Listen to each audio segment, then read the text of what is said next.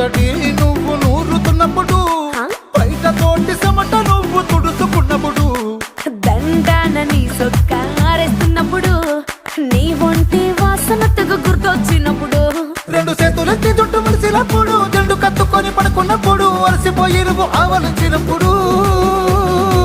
వచ్చుండై feelings వచ్చి వచ్చి చంపేస్తుండై feelings వచ్చుండాయి